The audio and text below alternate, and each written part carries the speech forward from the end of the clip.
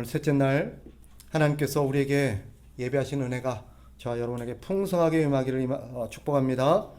아멘.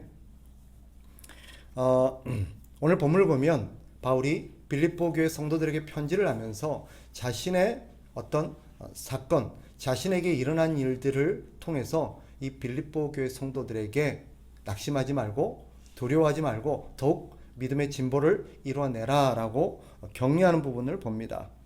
오늘 본문에 보면 이렇게 시작하잖아요. 12절 보세요. 형제들아 내가 당한 일이 라고 말합니다. 내가 당한 일이. 여기서 이 바울이 당한 일이 뭘까요? 이것은 바로 바울이 감옥에 투옥된 사건을 말합니다. 그 뒤에도 다르게 표현하고 있지만 같은 내용이 나와요. 13절에 보니까 이러므로 나의 매임이라고 되어 있죠. 나의 매임이 뭐예요? 바로 감옥에 갇힌 사건을 말하는 것입니다. 14절에도 나의 매임이라고 되어 있죠.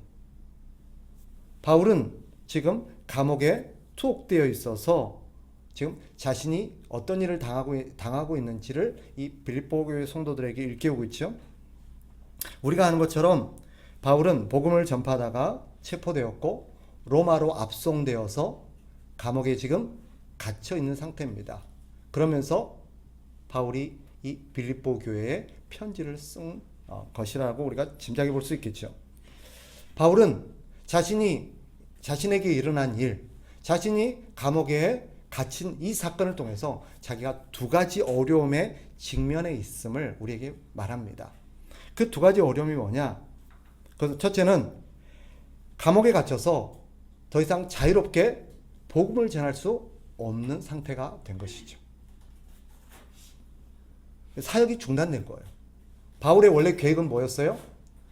하나님이 인도하시는 곳곳을 다니면서 세계를 누비면서 교회를 세우고 하나님의 복음을 전함으로써 땅 끝까지 이르러 하나님의 복음을 증거하리라는 그런 계획이 있었습니다. 그리고 본문에 나와 있지 않지만 다른 서신들을 보면 바울의 최종적 계획은 저기 서바나까지, 로마를 갔다가 서바나까지, 서바나가 어디냐면 지금의 스페인을 말합니다. 거기까지 가서 복음을 전할 계획을 갖고 있었어요. 그런데 무슨 일이 벌어졌어요? 감옥에 갇혀버리게 된 거예요. 두 번째, 바울이 겪은 일이 뭐냐? 이 사건으로 인해서 이 바울이 없는 틈을 타서 그를 시기하던 경쟁자들이 자신들의 세력을 넓히려고 막 지금 여러 가지 일들을 하고 있는 것입니다. 그 가운데서 바울의 리더십이 흔들리고 있는 거예요. 바울의 흔적 지우기라고 할까요? 바울이 빌립보 교회에 영향을 끼치고 있는 그런 것들을 바울이 감옥에 갇힌 틈을 타서 다른 바울을 시기하고 질투하던 사람들이 지금 열심을 내면서 바울의 자리를 차지하려고 하는 그런 일들이 일어나게 된 것입니다. 사실 바울의 입장에서 보면 낙심할 만한 상황이 있죠. 모든 게 다 막혀버렸으니까. 그러나 바울은 오늘 본문을 보면 이 상황을 전혀 다르게 해석합니다. 사실 오늘 본문은 우리에게서 시사하는 바가 아주 커요. 바울을 통해서 진짜 성숙된 사람, 진짜 성숙된 사역자가 어떤 사람인지, 어떤 태도로 자기에게 일어나는 일, 자기가 겪어온 이 사건을 바라봐야 되는지를 우리에게 가르쳐주는 그런 대목이라고 할 수 있습니다. 먼저 아까 바울이 당했던 이 감옥에 갇힌 사건으로 인해서 바울이 겪게 된 첫 번째 어려움이 뭐라 그랬어요? 자신이 계획했던 사역들이 중단된 것입니다. 바울은 이 자신이 당한 이 감옥에 갇혀서 사역이 중단된 사건, 이 사건을 사실은 낙심할 만하고 좌절할 만하고 실망할 만한데 이것을 전혀 다른 관점으로 해석합니다. 즉 여기에는 하나님의 다른 뜻이 있다. 단순히 내가 사역이 막힌 게 아니라 하나님의 사역의 방향, 하나님이 나를 향한 계획이 달라졌다라고 이해를 한 것입니다. 사람들은 이제 바울의 사역이 끝났다 생각했습니다. 더 이상 복음을 전할 수 없으니 이제는 바울은 끝났다라고 생각했습니다. 그런데 바울은 이걸 전혀 다르게 봅니다.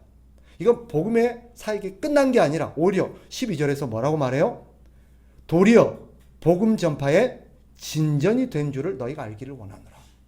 다른 사람은 야 이제 바울이 감옥에 갇혔다. 이제는 사역 끝났고 바울이 이제 끝났다. 더 이상 복음 전파는 끝났다라고 생각했는데 바울은 뭐라고 말해요?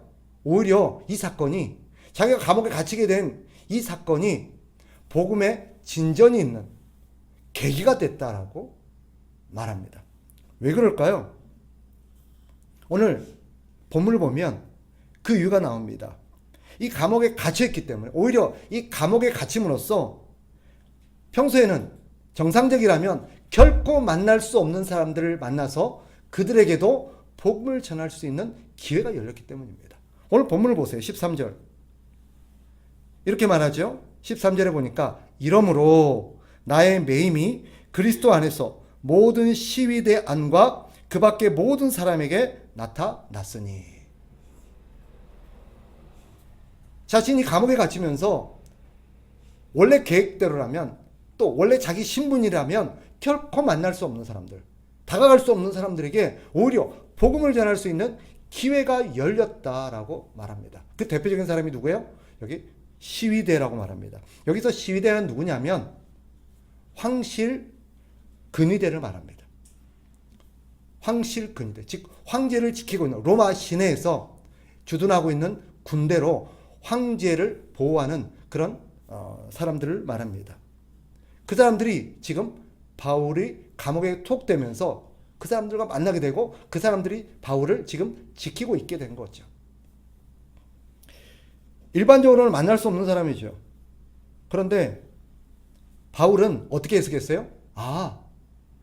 하나님께서 나의 투옥을 통해서 내가 감옥에 갇히게 함으로써 저기 황실 근위대 시위대 사람들에게도 복음이 전파되게 하려고 하셨구나. 또 거기 있는 관계자들 그 외에도 감옥의 여러 간수라든지 또 거기 있는 높은 지위에 있는 사람들 이런 사람들과 만나게 하려고 하나님께서 나를 이 감옥에 갇히게 하셨구나라고 해석을 했던 것입니다. 그래서 바울은 그 상황 속에서 어떻게 했습니까? 낙심하고 포기한 게 아니라 하나님 왜 나한테 이런 일을 행하십니까?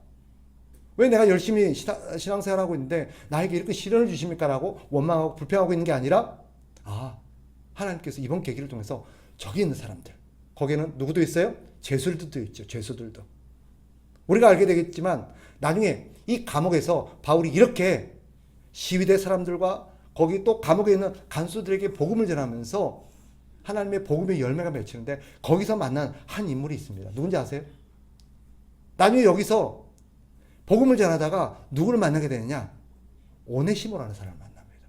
오네시모. 오네시모가 누구예요? 빌레몬의 노예였어요. 그리고 거기서 갇힌 자 중에 낳은 아들이라는 이 오네시모를 만나서 오네시모가 바울을 만나 회심하게 되고 나중에 이 오네시모가 골로새 교회의 중요한 사역자가 됩니다. 어쨌거나 바울은 전혀 다르게 봤던 거죠. 다른 사람은 끝났다. 이제 바울은 끝났다. 사역도 끝났다. 라고 생각했는데 아니다. 바울은 오히려 이것이 내가 평소에는 만날 수 없는 사람들을 향해서 복음을 전할 수 있는 기회가 되었다라고 해석을 한 것입니다. 그런데 또 한 가지 바울이 빌립보 교회 성도들에게 말하면서 내가 감옥에 갇힌 것이 우리가 보기에는 나쁜 것 같고 안 좋은 것 같고 우리가 불평거리가 될지 모르지만 아니다. 오히려 이것을 통해서 또 하나의 일이 발생했는데 무슨 일이 발생했느냐? 자, 14절에 보세요. 14절 같이 한번 읽어볼까요? 시작. 형제 중 다수가 나의 매임으로 말미암아 주 안에서 신뢰함으로 겁없이 하나님의 말씀을 더욱 담대히 전하게 되었느니라. 아멘. 바울이 감옥에 갇혀서 낙심할 만도 하고 포기할 만도 하고 근심과 슬픔에 젖어 있을 만도 하는데 오히려 바울은 옳거니 잘됐다 싶어서 그 안에서 뭘 하고 있는 거예요? 황실 근위대 사람들, 감옥에 갇혀있는 다른 죄수들을 만나서 열심히 복음을 전하는 그걸 보면서 빌립보 교회 성도들이 어떤 일이 일어난 거예요? 빌립보 교회 성도들 가운데 다수가 많은 사람이 도전을 받기 시작한 것입니다. 그래서 너도 나도 복음을 전하는 일에 뛰어들기 시작한 거예요.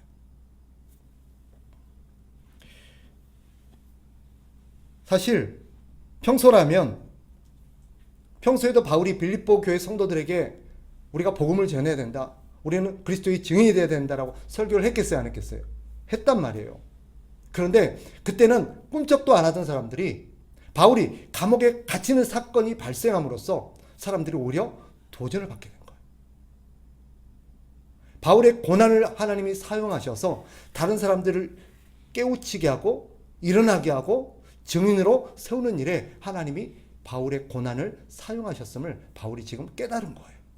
그러니 내게 일어난 일이 인간적으로 생각하면 슬프고 비극적인 일이지만 슬퍼할 일이 아니라는 거예요.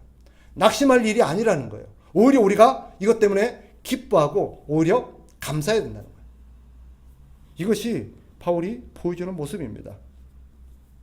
이것이 성숙한 신자의 태도죠. 성숙한 사역자의 주된 특징이 무엇입니까? 자기에게 일어난 일을 하나님의 관점에서 하나님의 뜻 안에서 하나님의 섭리가 있는 사건으로 이것을 해석할 수 있다는 것입니다.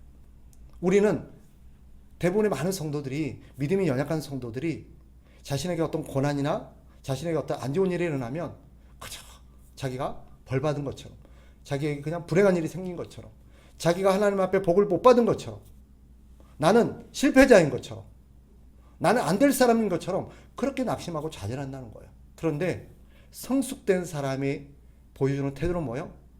하나님 뭔가 뜻이 있는가 보다. 이것을 통해서 하나님께서 내가 이루었으면 하는 뭔가 하나님의 뜻이 있나 보다라고 깨닫게 되는 거예요. 이게 성숙한 사람의 태도예요. 그래서 믿음이 연약한 사람과 성숙한 사람은 사건을 바라보는 시각이 달라요. 믿음이 연약한 사람은 이제 큰일 났다, 이제 망했다. 그런데 성숙한 사람은 두려워하지 말라, 걱정하지 마라, 하나님이 뭔가 뜻이 있을 거다라고 말하는 거예요. 대표적인 사건 기억나십니까? 바울이 로마 감옥으로 압송되는 가면서 배를 타고 가잖아요. 배를 타고 가다가 풍랑을 만나서 다 난파되고 죽게 됩니다. 그때 선원들과 거기 있었던 많은 사람들이 다 죽게 되었다라고 좌절합니다. 그때 바울이 뭐라고 말합니까? 두려워하지 말라, 하나님 우리와 함께 하신다. 그리고 하나님이 분명히 우리를 향해서 뭔가 계획이 있을 거다 라고 그들을 일깨웁니다. 이게 성숙한 신자의 태도이죠. 오늘 본문은 우리에게 믿음의 사람이, 믿음의 사역자가 자신에게 고난과 어려운 일이 생길 때, 특별히 내 사역이 막히고 내 길이 막히고 내가 하려고 했던 일이 좌절되고 내가 주를 위해 세웠다 할지라도 어떤 길이 막히고 어려워질 때 우리가 어떤 태도로 이 환경과 이 사건을 바라봐야 되는가 하는 것을 바울이 일깨워 줍니다. 이게 성숙한 신자의 태도입니다. 또 한 가지, 오늘 본문을 보면 바울이 우리에게 보여주는 또 하나의 이런 성숙된 태도가 있는데 뭐냐? 바울은 자기에게 일어난 이 일들 가운데서 이 사건을 자기 입장에서 해석한 게 아니라, 자기 입장에서 판단한 게 아니라 그리스도 입장에서, 그리스도의 영광, 그리스도의 복음 입장에서 이 모든 것을 판단했다라는 점입니다. 무슨 말이냐? 앞서 바울이 겪어야 했었던, 바울이 직면해야 했던 두 번째 어려움이 뭐였어요? 바울이 없는 틈을 타서 바울의 경쟁자들, 바울을 시기했던 사람들이 빌립보 교회에서 자신의 입지를 다지고 바울의 흔적을 지우고 사람들이 자신을 따르게 하기 위해서 열심을 내므로써 이제 바울은 끝났다, 바울 따르면 안 된다 하고 사람들을 충동질하기 시작했다는 거예요. 그런데 바울은 이 사건을 어떻게 바라봅니까? 17절에 보면 그는 그들의 이야기를 이렇게 말하죠. 그들은 나의 매임에 괴로움을 더하게 할 줄로 생각하여 순수하지 못하게 다툼으로 그리스도를 전파하느니라 라고 말하죠. 그죠?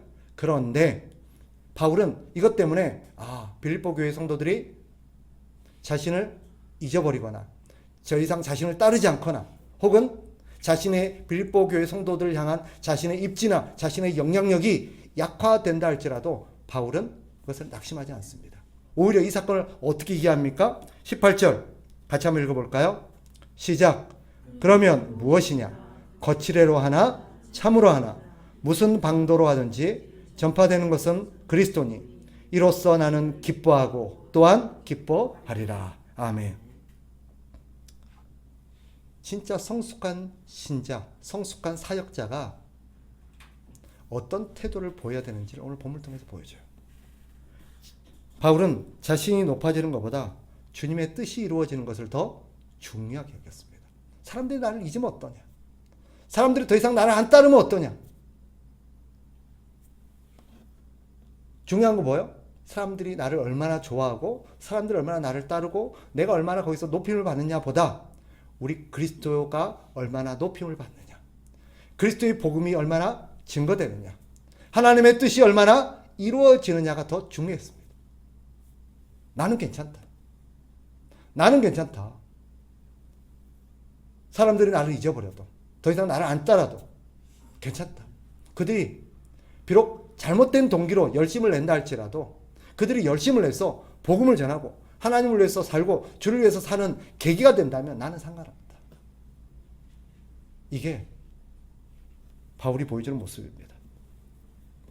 여러분, 저와 여러분은 어떻습니까? 우리 한번 스스로에게 물어보세요. 무엇이 나를 기쁘게 합니까? 나는 내가 높임을 받고 내가 더 잘되고 내가 어떤 중요한 사람이 되고 내 이익이 더 극대화될 때 나는 기뻐하는가? 아니면 그리스도의 영광, 하나님의 뜻이 이루어지고 어쨌든 다른 사람이 더 잘되건 어떤 다른 사람이 더 높아지더라도 그 사람이 그리스도를 위해서 열심만 낼 수 있다면 나는 상관이 없는 그런 사람인가? 우리는 바울처럼 감옥에 투옥될 일은 없습니다. 하지만 우리에게도 바울과 같은 어떤 여러 가지 어려움은 얼마든지 생길 수 있습니다. 살다 보면 다양한 일들이 일어나겠지만 올 한 해도 우리에게 무슨 일이 기다리고 있을지는 모르지만 만약 우리가 어떤 일을 겪게 된다 할지라도 오늘 바울이 가졌던 이런 성숙한 신앙인의 태도를 우리는 기억해야 될 것입니다. 무엇입니까? 우리에게 일어난 어떤 안 좋은 일들조차도 하나님의 섭리 안에 있고 하나님께서 우리를 향하신 어떤 특별한 계획이 있음을 우리는 신뢰하면서 그 사건을 다르게 볼 수 있어야 합니다.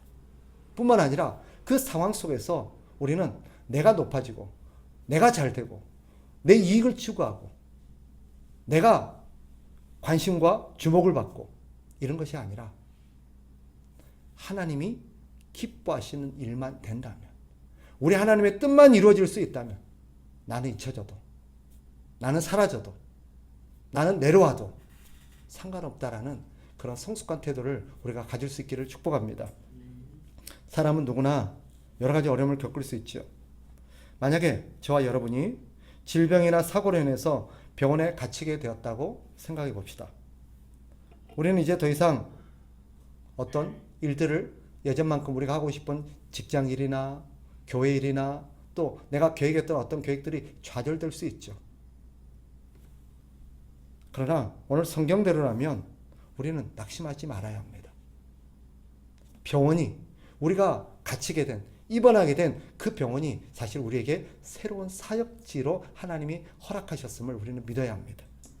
건강할 때는 만날 수 없는 환자들이나 의사나 간호사들에게 복음을 전하는 그리스도의 증인으로서 역할을 감당할 수 있도록 하나님이 나를 거기에 보내셨음을 우리는 신뢰할 수 있어야 됩니다.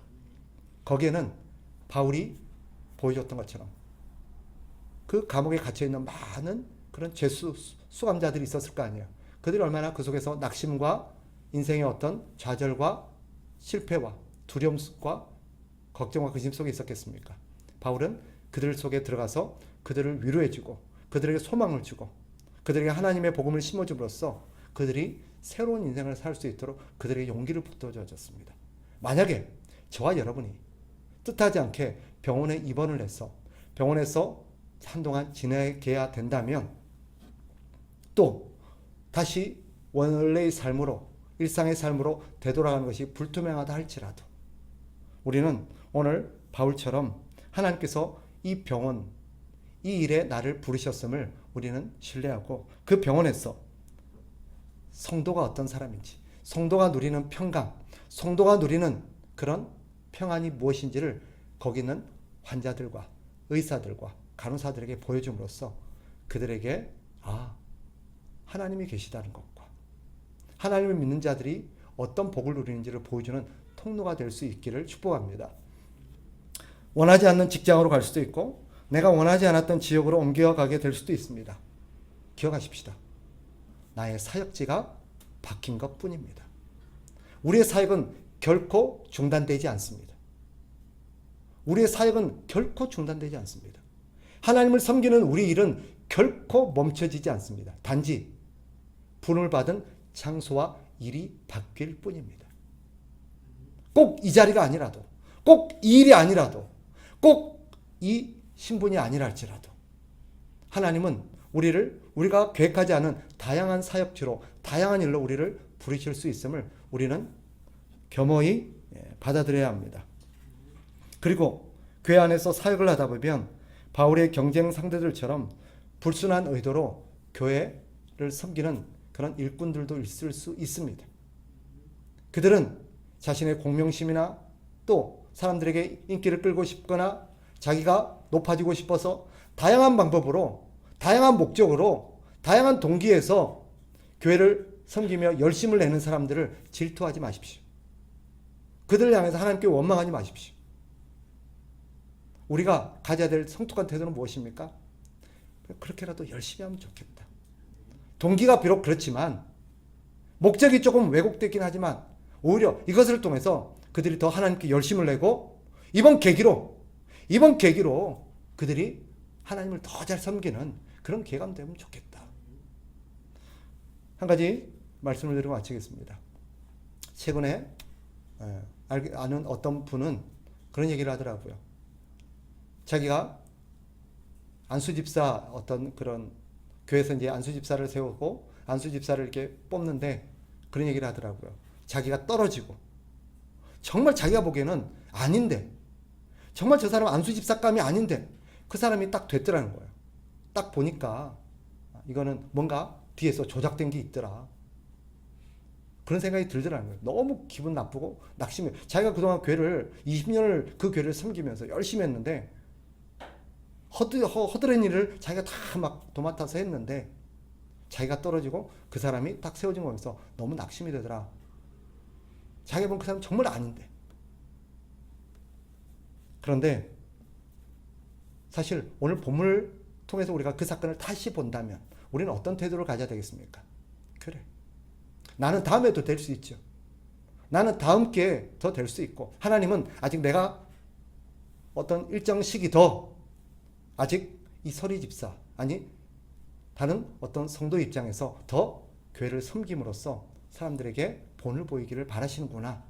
그리고 저 사람은 저렇게 해야 정신을 차리고 더 열심히 신앙생활하고 더 하나님 앞에서 바로 설 수 있기에 하나님께서 저런 방법을 통해서 하셨구나 라고 이해를 해야 된다는 거예요. 우리가 그 사람을 향해서 질투하거나 미워하거나 불평하거나 원망할 게 아니라 그것이 성숙된 신앙의 태도인 줄 믿습니다. 아멘. 말씀을 정리하겠습니다. 사역의 성패는 환경에 달려있지 않습니다. 사역의 성패는 우리의 마음의 태도에 달려있는 것입니다. 기억하십시오. 어떤 상황이 되더라도 내 뜻대로 일이 풀리지 않고 내가 기대했던 대로 어떤 일들이 이루어지지 않는다 할지라도 낙심하지 맙시다. 하나님의 분명히 우리를 향하신 다른 뜻이 있습니다. 그리고 우리가 하나님의 뜻을 깨닫고 발견하기만 한다면 하나님은 우리에게 일어난 이 일을 통해서 하나님의 뜻을 이루실 뿐만 아니라 다른 사람들에게도 좋은 영향을 끼치고 또 다른 사람들이 오히려 더 성숙한 신앙인으로 세워져 가는 일에 우리를 밑거름으로 사용하게 되실 줄 믿습니다. 우리가 돋보이지 않아도 좋습니다. 우리가 높임을 받지 못해도 좋습니다. 우리가 바울처럼 중요한 것은 내가 높아지는 게 아니라 우리 주님이 높아지는 거다. 내 뜻이 이루어지는 게 아니라 우리 주님의 뜻이 이루어지면 나는 그것으로 족하다. 라고 우리가 그런 신앙의 태도를 갖는 것이 바른 신앙의 자세인 줄 믿습니다. 아멘. 올 한 해 우리가 주님을 섬기고 또 한 해를 살다 보면 여러 가지 일들이 겪게 될 겁니다. 교회 안이든 교회 밖이든 어떤 일이 일어날지라도 오늘 하나님께서 성숙한 사역자, 성숙한 신앙인의 바울의 시각을 통해서 자기에게 일어난 일들을 어떤 시각으로 바라봤는지 우리가 일깨우면서 그것을 생각하면서 우리에게 일어난 일들을 그리스도의 뜻 안에서 바르게 해석해내고 바른 태도로서 우리에게 닥친 문제들을 슬기롭게 이겨나가는 저와 여러분 되시기를 주님의 이름으로 축복합니다.